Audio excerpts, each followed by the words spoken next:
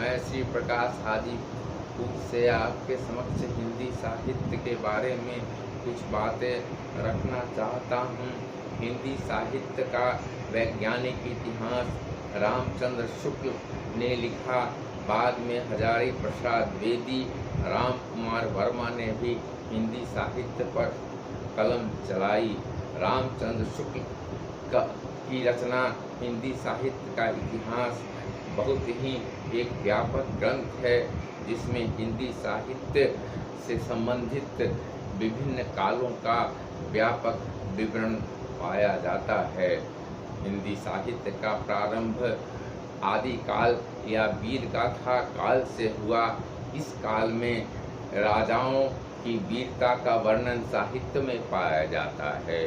हर्षवर्धन के पतन के बाद भारत के राज्य छोटे छोटे टुकड़ों में बट गए।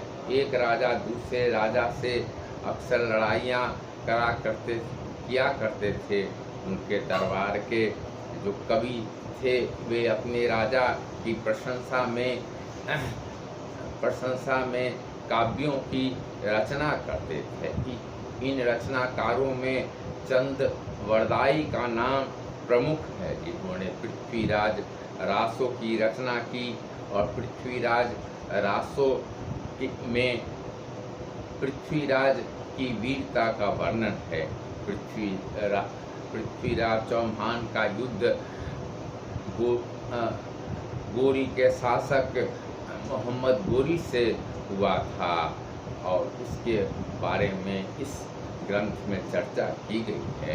अन्य राजाओं की भी वीरता की चर्चा अन्य ग्रंथों में की गई है। उसी समय जयचंद भी एक प्रमुख राजा था, जो संस्कृत के साहित्यकारों को बहुत ही आदर की दृष्टि से देखता था।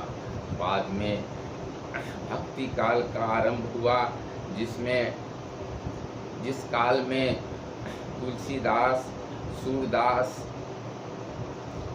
रसखान, मीराबाई इत्यादि प्रमुख कवि हुए, जिन्होंने अपनी रचनाओं के द्वारा राम और कृष्ण की आराधना की। अन्य कवियों ने भी हिंदी साहित्य को समृद्ध किया। मलिक मोहम्मद जैसी प्रेम मार्गी कवि थे।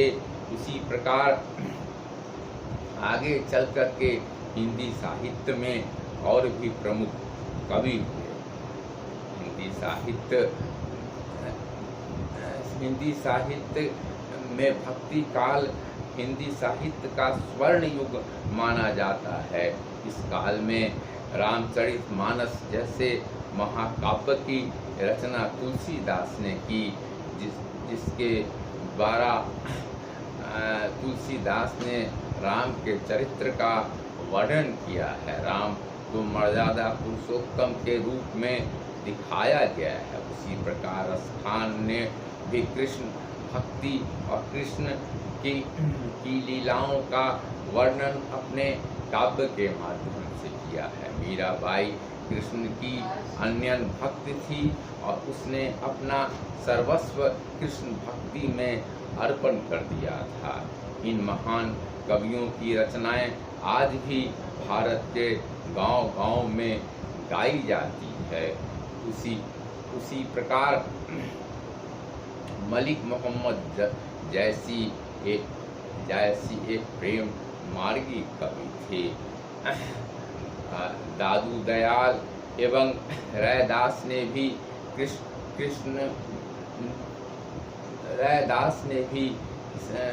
भक्ति साहित्य को समृद्ध किया। रैदास मीराबाई के गुरु थे, और उन्होंने भी भक्ति साहित्य में अपना अपूर्ण योगदान किया।